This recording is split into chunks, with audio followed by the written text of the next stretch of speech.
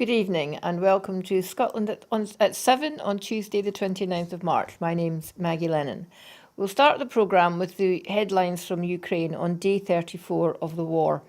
Ukraine and Russia met for 4 hours in Istanbul for a fresh round of peace talks, with Kyiv seeking a ceasefire without compromising on its sovereignty or territorial integrity, but both sides have played down hopes of an early breakthrough.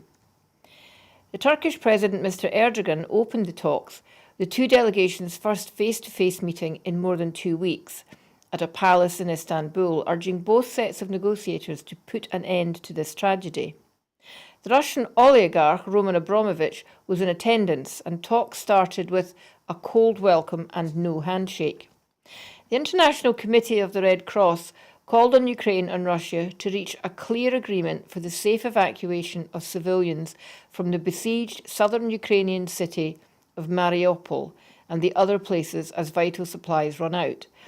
Robert Mardini, ICRC Director General, said the neutral aid agency would not participate in any forced evacuations of civilians from Ukraine, and it had no first-hand information that this is happening.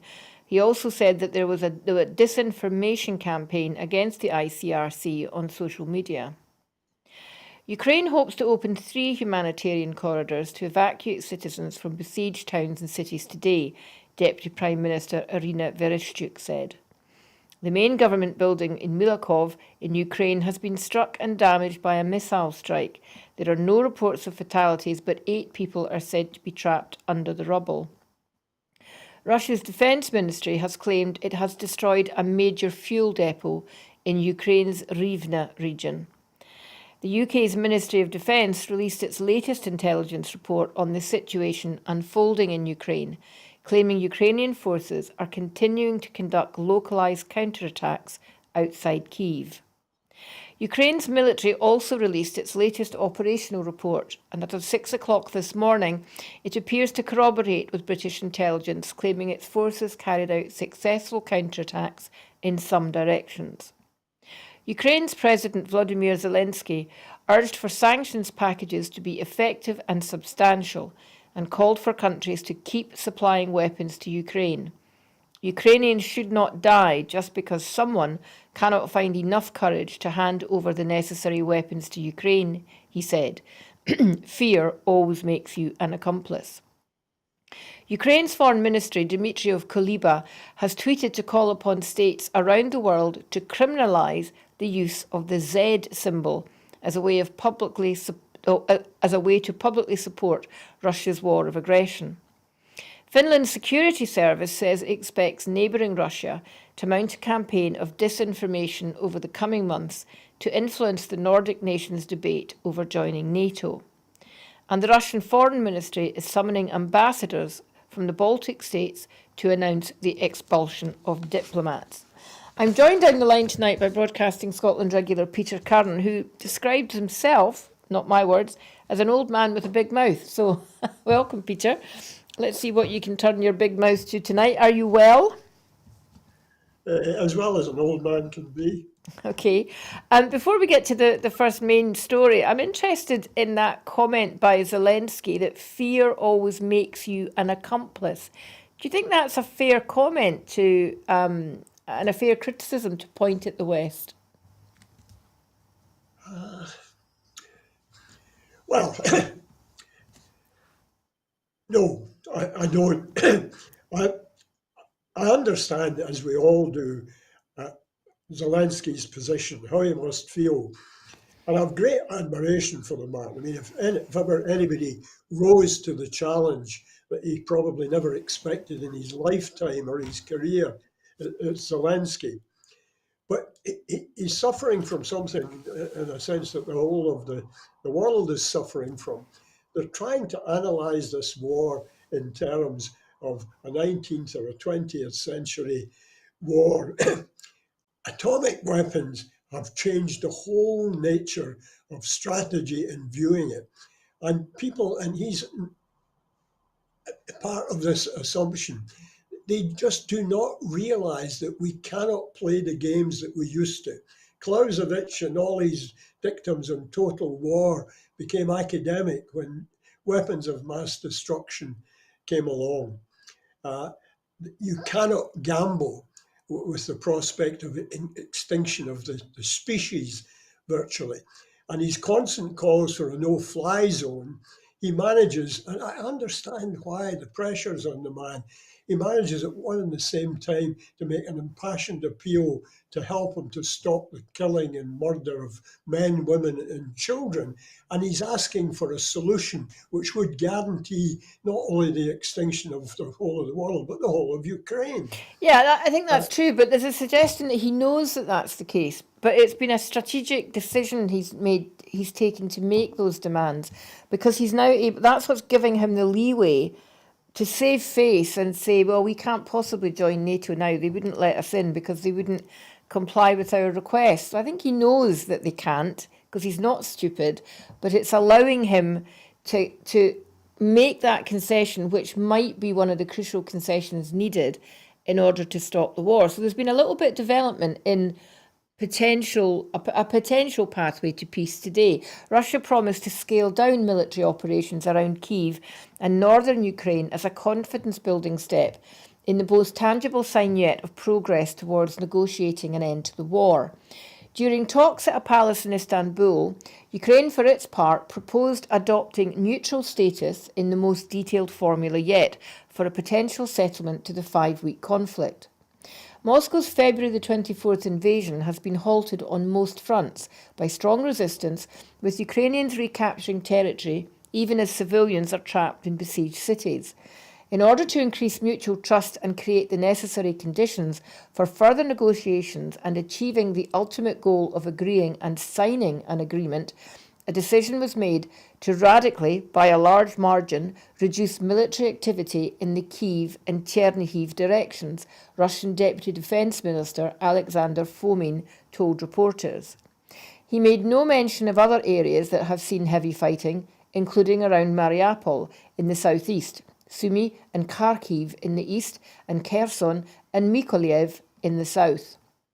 Some analysts noted that Russia's promise to reduce fighting mostly covered areas where it has been losing ground. Ukrainian negotiators said that under their proposals, Kyiv would agree not to join alliances or host bases of foreign troops, but would have security guaranteed in terms similar to Article 5, the collective defence clause of the transatlantic NATO military alliance. They named Israel and NATO members Canada, Poland and Turkey as countries that may give such guarantees. Russia, the United States, Britain, Germany and Italy could also be involved. The proposals mentioned a 15-year consultation period on the status of Russian-annexed Crimea and could come into force only in the event of a complete ceasefire, the negotiators said. The fate of the southeastern Donbass region, which Russia demands Ukraine cede to Russian-backed rebels, would be discussed by Ukrainian and Russian leaders, they added. Any peace deal would require a referendum in Ukraine, and the Russian delegation said it would study and present the proposals to President Vladimir Putin. The Ukrainian negotiators called for a meeting between Putin and President Zelensky, with top Russian negotiator Vladimir Budinsky saying that could take place when foreign ministers were prepared to initial an agreement. More than a month into the biggest attack on a European nation since World War II, more than 3.9 million people have fled abroad, thousands have been killed and injured, and Russia's economy has been pummeled by sanctions. Now, there's quite a lot in that report. The first thing that strikes me is this suggestion that Kyiv would have security guaranteed in terms similar to Article 5. So that's the article that bounds all NATO members, attack one and you attack all. So any NATO country gets attacked, all NATO members have to respond. Because Ukraine is not in NATO, we haven't had that obligation, which is why there's been no fly zone. Now, this is surely, it's probably the most important thing to have if you're a member of NATO. So the chances of both NATO and Russia agreeing to that, I think might be a bit slim, because it would involve, had that been in place, this would have involved NATO countries in a direct conflict with Russia, which you've just said, Peter, would be almost guaranteed to result in the destruction of the planet. So do you think that is in any way a goer whatsoever? I have to get something straight before we carry on, Monica. I came here to offer my opinions on the news, not to listen to a lengthy news broadcast of what I've watched all day. If you want to hear what I have to say, I'll tell you what I think of the total situation.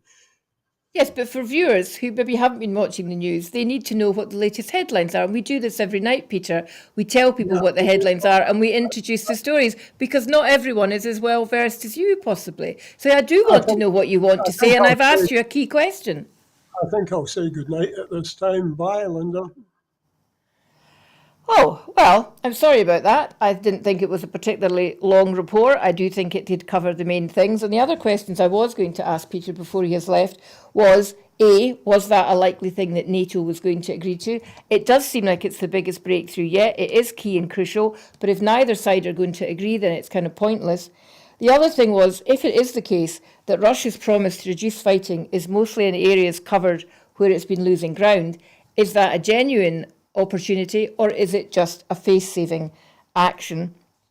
And the idea of holding a referendum is clearly democratic, but how easy will that be when 3.9 million people have already left the Ukraine? So without Peter staying in the studio, I'll just continue reading the news bulletin as we have it. Nearly 5,000 people, including about 210 children, have been killed in the southern Ukrainian city of Mariupol since Russian forces laid siege to it, a spokesperson for the major said on Monday. It was not immediately clear how Major Vadim Bokhienko had calculated the toll from a month of Russian bombardment that has devastated the city and trapped tens of thousands of residents without power and with few supplies. Bokychenko's office said 90% of Mariupol's buildings had been damaged and 40% destroyed, including hospitals, schools, kindergartens and factories. About 140,000 people had fled the city on the Sea of Azov before the Russian siege began, and 150 have exited since then, leaving 170,000 still there, according to its figures, which Reuters could not immediately verify. Bokychenko, who is no longer in Mariupol, said on national television earlier on Monday that about 160,000 civilians were still trapped in the city. People are beyond the line of humanitarian catastrophe, he said. We need to completely evacuate Mariupol. Ukraine said it was impossible to create any safe corridors on Monday, citing intelligence reports about possible Russian provocations along the routes, but Russia continues to deny targeting civilians. Given the amount of people who have died in the conflict and given the amount of damage that's happened to cities, it's difficult to think then who is doing that damage if not Russia. Boris Johnson has not formally accepted that the law was broken, Number 10 has said, despite police saying 20 fixed penalty notices would be issued for breaches of COVID rules after allegations of lockdown-breaking parties in Downing Street. Any Number 10 civil servants or other staff fined for breaching lockdown rules will not be obliged to tell their managers. Johnson's spokesperson has said, while Downing Street will say if Johnson is himself fined, this will not happen for anyone else. Even the Cabinet Secretary Simon Case had emerged, after Scotland Yard said it was imposing the first fines over allegations of lockdown-breaking parties. The Metropolitan Police said those who received the fines would not be named publicly, according to the professional practice guidance for fixed penalty notices. The force said on Tuesday there was a significant amount of investigative material that remains to be assessed, and that further fines would be issued if the evidence threshold was met. Responding to the news about the initial 20 fines to people for lockdown-breaking parties in Downing Street, the SNP's Deputy Westminster leader, Kirsten Oswald MP, said, "The confirmation by the Metropolitan Police that the law was broken and initial fines have been issued exposed Boris Johnson's remarks that no parties were held or that the rules were followed as being flatly untrue. This damning development once again highlights the scale of rule-breaking at the heart of Boris Johnson's corrupt government. Boris Johnson should have resigned a long time ago over the boozy, rule-breaking parties, but his ego and lack of dignity led him to desperately cling on." What I would have been asking Peter was how he feels this idea that you don't have to admit to your manager that you've been fined fits in with the Civil Service Code that all British civil servants have to sign up to. And the key issues about the Civil Service Code are integrity, which is putting obligations of public service above personal interest, honesty, being truthful and open, objectivity, impartiality, and most interestingly, complying with the law and upholding the administration of justice. So it's unclear how it will be allowed for these civil servants not to tell the truth about whether they've been fined or not. It would appear to this reporter that they are in breach of the Civil Service Code, something that I know civil servants take very seriously indeed. The UK government has been accused of defending the indefensible over its inaction on the cost of living crisis and energy price rises, which will further hit households on April the 1st when Ofgem price cap is raised. Speaking in the House of Commons, the SNP Shadow Business, Energy and Industrial Strategy Secretary, Stephen Flynn MP, called out the UK government's paltry offering and warned that without significant action, including turning the £200 loan into a full and more generous grant, families across the UK will be forced into choosing between heating or eating. Commenting, Stephen Flynn MP said, "The Tories are using every excuse possible to defend the indefensible as their cost of living crisis spirals out of control. It's no wonder so many people were left wondering, is that it?" after the Chancellor's spring statement. People shouldn't have to decide whether or not to heat their house or feed themselves, especially with more changes to the price cap expected in August. And we should remind you that other European countries have found ways round it. France, for example, has imposed a 4% maximum increase on their energy costs. The SNP has branded the management of P&O ferries as shameless following the company's appearance at Holyrood's Transport Committee. The P&O Ferries Chief Executive Officer, Peter Hebblethwaite, appeared before the Net Zero Energy and Transport Committee today, where a group of cross-party committee members questioned him regarding the recent decision to axe hundreds of jobs. SNP committee member Natalie Dawn has said the lack of respect Hebblethwaite and P&O have treated staff with is one of the very few issues that has brought together MSPs in shared disgust. The committee is now writing to the UK and Scottish governments to set out the serious concerns they have and outline their support for an end to this employment malpractice. Commenting, SNP MSP and committee member Natalie Dawn said, "Mr Hebblethwaite's appearance at today's committee proved the action of P&O Ferries management to be utterly shameless. The CEO roundly failed to show any real contrition for the disgraceful employment practices he has overseen or provide any assurances that the company would not do this again. His apathy was, quite frankly, shocking." Earlier, the SNP Shadow Transport Secretary at Westminster, Gavin Newlands MP, called for more urgency from the UK government over measures to support laid-off P&O workers. Citing the Thursday 31st of March deadline for P&O staff to accept severance conditions, Mr Newlands warned the clock is ticking and that details of actions taken by the government must be announced to MPs before the House breaks for recess on the same day. Mr Newlands also warned that without firm action to outlaw fire and rehire practices, companies can continue to exploit workers.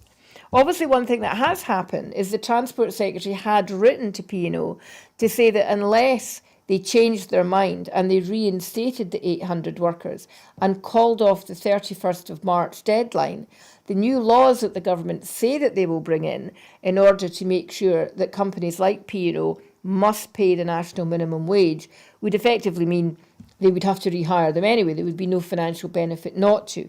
But P&O continue to claim that insisting upon that would cause the company to collapse and that in any event, over half of the 800 workers have actually signed their redundancy papers and have accepted the offer that's been made to them. Scottish Labour has been branded completely out of touch with ordinary working class people in Scotland by the former Unite General Secretary Len McCluskey. In an interview with the Press Association, McCluskey called on Scottish Labour to back an independence referendum and that Labour could be lost to another generation unless they grasped the nettle on independence. The former union chief also blasted Anas Sarwar's party as stagnating and being in a worse position than the UK Labour Party. Commenting, SNP MSP Natalie Dawn said, Scottish Labour's slide into irrelevance in Scotland will continue as long as they keep supporting Westminster control in Scotland, and Len McCluskey's comments underline that. And of course, we shouldn't forget that the current General Secretary of Unite, Sharon Graham, when she was standing for the role, made it very clear that she backs self-determination for Scotland. She's been clear on that. It's up to the people of Scotland to decide. So it does look like the Unite Union, at any rate, is getting firmly behind the idea of a referendum, although not necessarily everyone within Unite would necessarily vote yes, but that a referendum must happen. And that's an interesting development, however you look at it. The Scottish Government has said that improving safety for Scottish communities is at the heart of a new framework for the Scottish Fire and Rescue Service. The Fire and Rescue Framework for Scotland 2022 provides the Scottish Fire and Rescue Service with strategic priorities and guidance on how to deliver progress. The overriding purpose of SFRS remains working with communities and partners to improve the safety and well-being of people throughout Scotland, including preventing fires and reducing their impact on society while maintaining the safety and mental well-being of staff. The framework also highlights the increasing impact of climate change with greater risks from increased flooding and wildfires, and it stresses the importance of SFRS making a full contribution to the Scottish Government's net zero emissions targets. It can't come quickly enough. The amount of wildfires happening at the moment in Scotland is alarming due to the extremely good weather. And also Muirburn contributes to that. One of the most alarming fires that we saw this week was Anthrax Island in Gunard Bay catching fire. The entire island went up in smoke. And although the island has been cleared of anthrax officially for quite some time, locals are a little concerned that there may well still be spores and what would happen after the fire. And the other thing that is often not discussed is the amount of abuse that fire and rescue service staff often come under when they're out to attend fires. So I think this framework is very timely indeed. The Scottish Ambulance Service recruited a record number of frontline emergency staff last year, backed by £20 million of SNP Scottish Government funding. Last year, 540 members of staff were recruited across the ambulance service, including 414 technicians, 58 newly qualified paramedics and 25 paramedics. It's expected that the same number of staff will be recruited in 2022 to 23. Scottish Health Secretary Humza Yousaf committed £20 million in supporting the ambulance service through the pandemic, which was on top of the £20 million already committed as part of the NHS recovery plan. Commenting, SNP MSP Gillian Martin said, "Our emergency workers were under incredible pressure throughout the pandemic, and they showed an incredible resilience and effort to keep us safe and work to ensure that people were seen and treated as quickly as possible. In Scotland, health workers, including emergency staff, are the best paid in the UK, and in Scotland we recognise their hard work and sacrifice this year by rewarding them with the highest pay rise in the history of devolution. But that doesn't remove the fact that waiting times for ambulances are on the increase, in some places dramatically so, and that hospitals so swamped at the moment by people with COVID, over 2,500 people in hospitals tonight with COVID, means sometimes ambulances have to wait a long time before they can discharge their patients. So it will be some time perhaps before the Scottish Ambulance Service can return to the level of service that we've been promised and that we hope for. That's all we have tonight, and again I apologise for it being such a short bulletin and the fact that our guest Peter Curran didn't feel he could stay with us this evening. I'll finish as usual with our request that you consider the importance of independent broadcasting in Scotland. We would like to hope that people watch this news instead of other news bulletins. That's why we want our news to be comprehensive. That's why our news bulletins are detailed. That's why the producer and the presenters do so much research about them. If you agree with us, then please go onto the website www.broadcastingscotland.scot/donate and consider making a regular donation to Broadcasting Scotland to keep us on the air. It's been a pleasure being with you this evening. Have a good night. Thank you.